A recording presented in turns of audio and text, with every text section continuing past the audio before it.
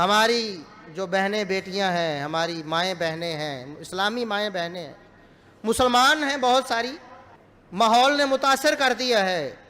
مغرب کی طرف سے ایک نعرہ آیا ہے جو بڑا خوشنما ہے، عورتوں کی آزادی کا نعرہ، عورتوں کی برابری کا نعرہ۔ اب برابری کا نعرہ کیا ہے کہ عورت مرد کے برابر کمائے۔ اسلام نے کیا کہا تھا کہ عورت گھر بیٹھے، الا یہ کہ اس کو کوئی ایسا مسئلہ پیش آئے، مرد ہے ہی کوئی نہیں، خاندان میں رہ کوئی نہیں گیا، یا وہ معذور ہو گیا بیچارہ، کمانے کے قابل نہیں رہا، تو وہ عورت باہر نکلے، شریعت کے احکامات کی روشنی میں با پردہ اور اپنا کام کر کے گھر آ جائے۔ اگر مرد ہے اگر کوئی، تو وہ اپنی عورت کو کبھی گھر سے باہر کسی کام کاج کے لیے ایسے ماحول میں نکالے جہاں اس کی بہن بیٹی کو گندی نظروں کا نشانہ بنایا جاتا ہو۔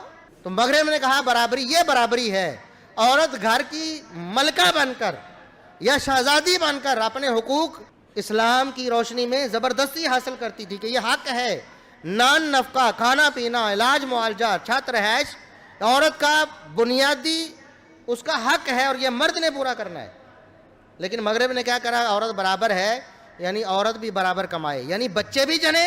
اب دیکھیں اس حالت میں کوئی عورت کما سکتی، اس طرح کام کر سکتی نہیں، لیکن عورت کو مجبور کیا گیا کہ تم برابر ہو، مرد بچہ نہیں جنے گا، تم بچہ بھی جنو گی، برابر کا کام بھی کرو گی، عورت برابر ہے۔ اسلام نے کہا، ہمارے دین نے کہا کہ عورت گھر بیٹھے اس کو سب کچھ ملے گا۔ اسے کہا گیا نہیں، تم برابر ہو، ذلیل ہو تم راستے میں، تم سڑکوں پہ بھاگو دوڑو، اپنی جان قربان کرو، اپنا سب کچھ، اپنی عزت اور غیرت بھی قربان کرو، اپنا نازک جسم ان پتھروں پر رو لو، تم برابر ہو۔ اسلام نے کہا تھا کہ عورت ماں کی صورت میں اس کے قدموں میں جنت ہے۔ مرد مضبوط ہوتے ہیں نا، باہر جاتے ہیں، بہت کچھ سہتے ہیں، مرد بہت کچھ برداشت کرتے ہیں اپنے بیوی بچوں کے لیے، اپنے خاندان کے لیے، گالیاں برداشت کرتے ہیں، بے عزتی برداشت کرتے ہیں، اداروں میں، محکموں میں، فیکٹریوں میں سب کچھ برداشت کرتے ہیں اپنے بیوی بچوں کے لیے، اپنی خواتین کے لیے، عزت مآب خواتین کے لیے۔ عورت میں اتنا حوصلہ نہیں ہے، اللہ نے نازک بنایا ہے۔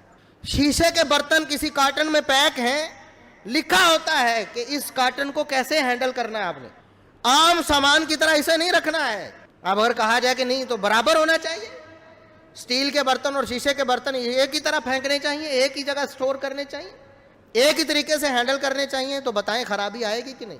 محمد الرسول اللہ صلی اللہ علیہ وسلم نے فرمایا تھا، یہ شیشے ہیں، آبگینے ہیں، ان کی حفاظت ہمارے ذمے ہے، ان کو رولنا، ان کو بے آبرو کرنا، ان کو گلی محلوں میں گھسیٹنا، یہ ہماری غیرت کے منافی ہے۔ لیکن آج ہماری غیرت ختم ہو چکی ہے اور ہم بے حیائی کے دلدادہ ہو چکے ہیں، اور اس اثر کی وجہ سے جب میڈیا کا اثر آتا ہے پھر ہم اپنے گھر پر بھی کنٹرول کھو دیتے ہیں۔